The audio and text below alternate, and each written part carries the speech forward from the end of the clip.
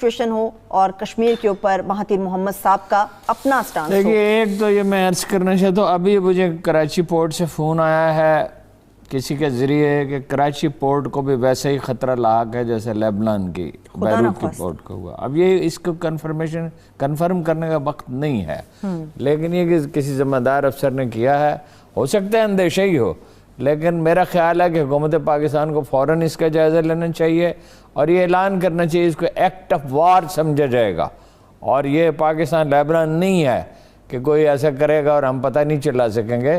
تو اس لیے یہ بہت ایک اہم خبر ہے، ابھی تھوڑی دیر پہلے آئی۔ بہت خطرناک اور دوسری خبر بات ہے میں یہ عرض کرنا چاہتا ہوں، ہم نے وہ اس کو کرتا پاکستان اکیڈمی پروگرام پہ، پاکستان کی ضرورت ہے، ساری دنیا بنائے ایٹم بم، یہ ملک بنائے جن کو خطرہ، پاکستان کیوں نہ بنائے؟ وہاں ایک بڑا افسوسناک واقعہ پیش ہے۔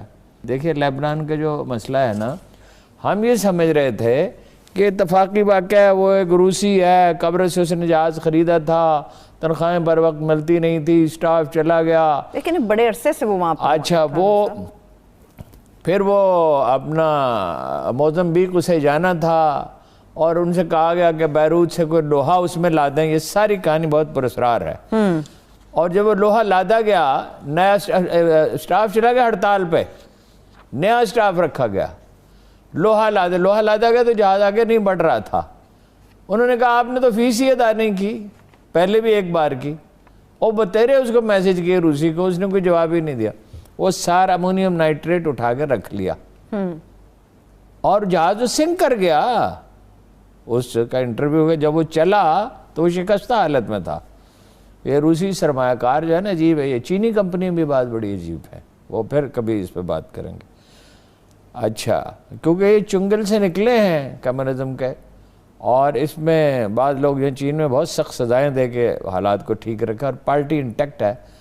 روس میں بھی بہت سختی کی گئی ہے اس کی وجہ سے، ورنہ تو مطلب یہ ہے کہ روس میں صورتحال بہت خراب تھی، کبھی آپ کو بتاؤں گا، اس پہ بات کریں گے۔ پھر دیکھیے اس کے پیچھے اسرائیل ہو سکتا ہے اور امریکہ ہو سکتا ہے، اور یہ لبنان کے اندر جو صورتحال بنی، جی یہ جو بھائی ان کا تو بچا ہی کچھ نہیں، ان کے پاس بندرگاہ ہی ہے نا، ان کے پاس 2 سورسز آف انکم ہے۔ بندرگاہ $15 بلین کی آمدن تھی، چھوٹا سا ملک ہے۔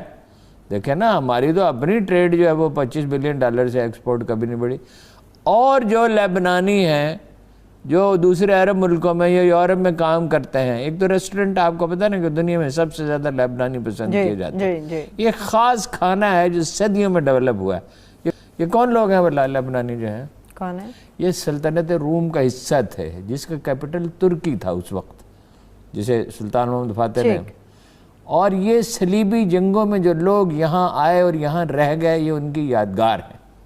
ٹھیک ہے نا، یہ وہ جگہ ہے جسے کبھی صلاح الدین نے آزاد کرایا تھا، اور ایک یہ فرانسیسی کالونی رہا ہے، اور فرانسیسی جنرل جب دمشق پہنچا، وہاں بھی گیا تھا، تو اس نے صلاح الدین کی قبر کو ٹھوکر ماری اور کہا صلاح الدین اٹھو، ہم پھر آ گئے۔ اب کوئی صلاح الدین نہیں ہے، اب یہ غنیمت ہے کہ مہاتیر محمد موجود ہیں اور رضوان موجود ہیں۔ ہمارا حال تو یہ ہے 73 سال سے کہ بھیک کا ہاتھ پھیلائے ہوئے بیٹھے ہیں۔ مہاتیر کے پاس جب گیا عمران خان، تو اس نے اس سے کہا، وہ شہر سے دور ایک بڑے خوبصورت گھر میں رہتا ہے، اس نے اس سے کہا عمران خان، ہم نے اسمبلنگ سے شروع کیا تھا، اسمبلنگ سے ہمارے پاس تو کچھ تھا ہی نہیں، پرزے جوڑنے سے، الیکٹرانکس، انڈسٹریلائزیشن کے بغیر کوئی ترقی نہیں ہوتی آج کی دنیا میں۔ معاشی ترقی کا مطلب ضرورت ہے، اس پہ کوئی توجہ نہیں دی۔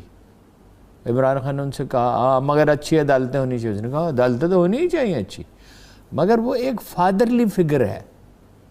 دیکھیے مثلا اس نے ایک دن وہ جا رہا تھا، اس نے کپڑا لٹکتے ہوئے دیکھا بالکنی پہ، اس نے کہا بالکنی پہ کپڑے نہیں لٹکنے چاہیے، کوئی مناسب بندوبست کرو۔ جو خاص طور پہ یہ خواتین کے ملبوسات ہیں، اس کی نمائش اس طرح، یہ بیڈ ٹیسٹ ہے۔ یا اس نے کہا کہ یہ میرے سننے میں آیا کہ لان جو ہے اس میں کیڑے ہوتے ہیں، تو یہ تو بڑھ جاتے ہیں، یہ تو خرابی صحت کا باعث بنیں گے، تو حکم نافذ کیا، ایگزیکٹو آرڈر کے ساتھ اس کو روک دیا۔ لیبنان میں اگر خرابی، لیبنان کیوں ٹارگٹ ہے؟ حزب اللہ کی وجہ سے، اس لیے کہ حزب اللہ ایک بہت دشوار گزار علاقہ ہے، اسرائیل اسے پتہ نہیں کر سکتا اس علاقے کو، ان کے لوگ بہت موٹیویٹڈ ہیں، اسلحہ اسی بندرگاہ سے انہیں جاتا تھا. تو یہ بھی ایک بڑی وجہ بنی، یہ بڑی ایران پہ بھی دباؤ، انوالو ہو سکتے ہیں ایران پہ بھی دباؤ ڈال. مجھے دیکھیں رمز کلارک ایک وہ ہے اخبار نویس ہے مشہور، ویری فیمس امریکہ میں. تو وہ کہتا ہے کہ میں گیا پینٹاگون، تو مجھے انہوں نے بتایا، یہ 2001-2 کی بات ہو رہی ہے، کہ عراق پہ حملہ کیا جائے گا. میں بڑا حیرت زدہ ہوا کہ عراق میں کیا ایسی چیز ہے کہ حملہ کیا جائے گا، مگر اس سے پہلے افغانستان پہ کر دیا، پھر عراق پہ کر دیا، سیریا بھی ٹارگٹ تھا، اور ایران پہ بھی اس نے کہا کہ مجھے بریف کیا، مجھے کہا گیا کہ ایران پہ بھی حملہ کیا جائے گا. کس لیے؟ اس لیے کہ جنگوں کے بغیر امریکی معیشت نہیں چلتی. ایک وجہ یہ ہے. اس سے بڑی وجہ یہ ہے کہ اس کو ہموار کرنا ہے پورے میڈل ایسٹ کو. کس کے لیے؟ اسرائیل کے لیے. پنجابی میں کہتے ہیں پدر کرنا. بالکل اس کے لیے راستہ کھول دیا جائے. وہ دیکھیے نا، وہ ان کا وہاں تھانے دار ہے، اور وہ جو چاہے کرے. اور گریٹر اسرائیل میں پہلے بھی آپ سے کہتا ہوں کہ ایک تو وہ کوئی اپنے عزائم چھپاتے ہی نہیں ہیں، اور دوسری بات یہ ہے کہ قومیں جب کمزوری کا مظاہرہ کرتی ہیں تو پھر یہی ہوتا ہے. دیکھیے انہوں نے تو اسرائیل بعض معاملات میں ساری دنیا سے آگے نکل گیا. ان کے جو نوبل پرائز ہیں وہ عالم اسلام سے 10 گنا ہیں، اس لیے کہ زندگی ثمربار ہوتی ہے، نتیجہ خیز کامیاب ہوتی ہے ریاضت سے، مشقت سے. اور یہ سائنس کا عہد ہے، اور خدا نے روکا نہیں ہے سائنسی علوم حاصل کرنے سے. میں نے علم ہے کہیں سے بھی حاصل کرو، علم تو ہے. علم دنیاوی اور دینی ہوتا ہی نہیں ہے. اینتھروپولوجی کا جو آدمی، کیا اس کا نام ہے بھول گیا، جوزف کیا ہے، وہ کہتا ہے کہ اینتھروپولوجی ہمیں کہتی ہے کہ اللہ ایک تھا، اور وہ قرآن مجید کی جو آیت ہے اس کی تصدیق کرتا ہے وہ کہ شروع میں سارے لوگ ملت واحدہ تھے، ایک خدا کو مانتے تھے. تو جناب علی بن عثمان حجویری کہتے ہیں تمام علوم سے اتنا تو حاصل کر لو کہ خدا کو پہچان سکو. تمام علوم سے. بس جدید علوم کے بغیر آپ جی کیسے سکتے ہیں؟ آدمی ماضی میں تو زندہ نہیں رہتا. اور 10-20 کلو لوہا اور پلاسٹک اور ربڑ ہی ہوتا ہے جسے جہاز بنتا ہے، مگر اس کی تو کوئی قیمت نہیں ہے. کپاس کی تو کوئی قیمت نہیں ہے، مگر جاپانی اس سے ایک سفید قمیض بناتے ہیں، وہ $300-400 کی بکتی ہے.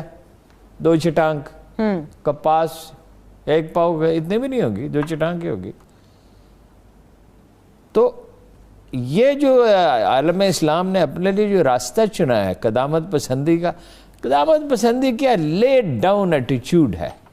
لیبنان میں اگر خرابی ہوتی ہے تو یہ خرابی شام پہ بھی اثر انداز ہوگی، ایران پہ بھی اثر انداز ہوگی.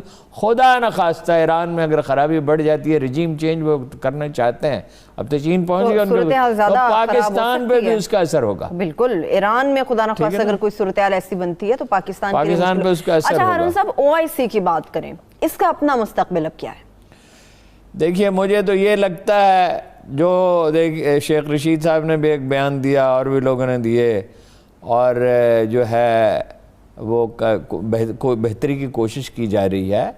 لیکن سوال یہ ہے کہ کوئی ادارہ، کوئی تنظیم اگر اپنے مقاصد پورے نہیں کرتی، جیسے کوئی انڈیویجول پورے نہیں کرتا، تو ظاہر ہے پھر صورتحال جوں کہ تو نہیں رہ سکتی.